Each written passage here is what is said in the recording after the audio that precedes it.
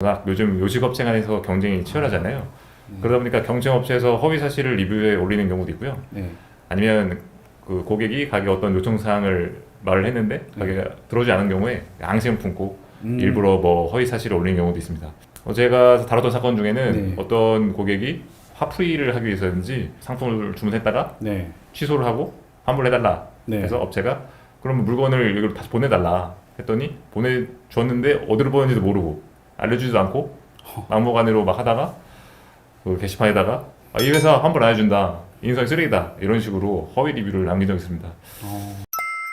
안녕하세요. 사건사고TV 김준입니다. 이번 시간에는 홍대범 변호사님 모시고 명예훼손과 관련된 이야기 나눠보겠습니다. 안녕하세요, 변호사님. 네, 안녕하세요. 간단하게 자기소개 부탁드립니다. 네, 안녕하세요. 당신을 괴롭힌 사람들 제가 가만두지 않겠습니다. 설릉에 사무소를 두고 형사사건을 위주로 하는 홍대범 변호사라고 합니다. 네, 반갑습니다. 네, 반갑습니다. 오늘 이제 명예훼손 관련 얘기 들어볼 건데 네. 요즘 명예훼손 사건이 많이 발생하고 있다고 들었는데 변호사님도 이제 명예훼손 사건을 많이 하시나요? 예, 아무래도 요즘 인터넷이 발달하다 보니까 많은 사람들이 쉽게 인터넷을 통해서 글을 쓸 수 있게 돼서 그런지 네. 명예훼손 사건을 굉장히 많이 하고 있습니다. 사정사님도 이제 사건사고 TV를 운영하고 계시다 보니까 네. 악플 같은 거 혹시 좀 받아보신 적 있으신가요? 100개 중에 한두 개 있긴 해요. 어. 근데 이제 대부분의 분들은 네. 뭐 응원하는 뭐 좋은 글을 쓰셔서 네. 그 소수의 악플은 네. 정말 심한 경우에는 지우고 있고 음, 뭐 그 정도 아닌 거는 그냥 안 지우고 냅두고 있습니다. 비판도 좀 겸허하게 수렴을 하시기 위해서 아 그럼요. 제가 잘못한 부분도 있으니까요. 그런 자세라면 아무래도 양질의 컨텐츠를 제공하는 것에 있어서 어떤 질투가 나거나 아니면 경쟁업체에서 뭐 일부러 거짓말로 악플을 쓰지 않을까 싶어서 너무 걱정은 안 하셔도 될 것 같습니다. 아 그런 경우도 있겠네요. 네. 아 네네네. 요즘 워낙 뭐 다양한 매체가 있다 보니까 네. 유튜브 댓글, 블라인드, 인스타그램, 뭐 배달 리뷰 등을 통해서 다양하게 명예훼손이 일어나고 있습니다. 배달앱 리뷰를 통해서도 명예훼손이 발생하나요? 네, 이게 생각보다 많이 발생하고 있습니다. 워낙 요즘 요식업체 간에서 경쟁이 치열하잖아요. 그러다 보니까 경쟁업체에서 허위 사실을 리뷰에 올리는 경우도 있고요. 네. 아니면 그 고객이 가게 어떤 요청사항을 말을 했는데 가게가 들어오지 않은 경우에 앙심을 품고 일부러 뭐 허위 사실을 올리는 경우도 있습니다.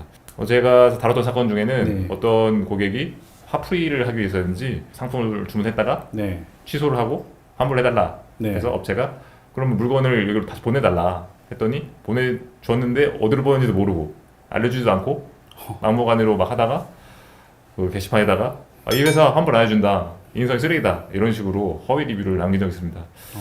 이런 경우에는 명예훼손뿐만 아니라 이제 위기에 의한 업무방해까지 성립하게 되니까요. 네. 생각보다 중한 문제가 됩니다.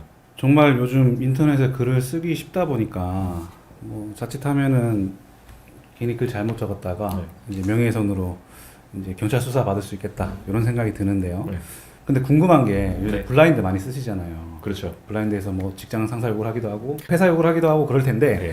이렇게 블라인드에 이제 명예훼손하는 글을 적는 경우에도 네. 범인을 잡을 수가 있나요? 제가 듣기로는 블라인드는 해외 사이트라서 이게 수사 협조가 안 된다는 얘기를 들은 적이 있거든요. 그렇죠. 조금 더 구체적으로 말씀을 드리자면 이제 네. 블라인드에 올라온 글의 경우에는 블라인드 회사에서 뭐 개인 IP라든지 이런 개인 정보들을 아무것도 저장을 하지 않았습니다. 네. 그러다 보니까 누가 썼는지를 알 수가 없어서 네. 이제 처벌하지 못한 경우가 굉장히 많죠. 혹시 땅콩 해양 사건 기억나세요? 네, 알고 있습니다. 네, 그래서 사실 이 사건에 대한 수사도 이제 어떤 사람이 블라인드에 올린 글로 시작이 됐었는데요. 네. 어떤 분이 이제 블라인드에다가 이 어떤 일이 있었는지 자세하게 쓰는 바람에 네. 결국 대한항공 부사장님이 이제 전 부사장님이 네. 제지고 말았습니다. 근데 지금도 아직 누가 그 글을 썼는지 찾지를 못하고 있어요. 그럼 이게 블라인드를 좀 악용해서 명예훼손을 좀 뭐 마음껏 할 수 있게 된 거 아닌가요, 그러면? 사실 저도 이렇게 완전한 익명성을 가진 블라인드가 명예훼손에 수단이지 않을까 걱정이 많이 되고 있는데요. 네. 실제로 블라인드 통해서 명예훼손이 일어나는 경우가 많고요. 네. 근데 일반적으로 유죄 신고로 명예훼손 한 사람의 글이 차단당하기만 하고 네. 처벌은 잘 안 받고 있습니다.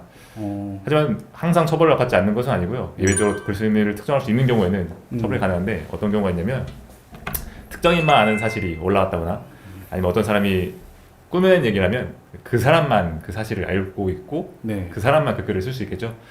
이런 경우에는 그 사람을 특정할 수가 있기 때문에 명예훼손으로 처벌을 할 수가 있습니다. 그렇다면 이제 블라인드에 올라온 글도 처벌이 가능한 경우가 있다는 얘기군요. 예. 이 영상 보시는 분들은 블라인드 너무 이렇게 남용하거나 악용하지 마시고 예쁘고 고운 말 쓰셨으면 좋겠습니다. 네, 오늘 영상 여기까지고요. 이번 시간에는 홍대범 변호사님 모시고 명예훼손과 관련된 이야기 나눠보았습니다. 영상 시청해 주셔서 감사합니다.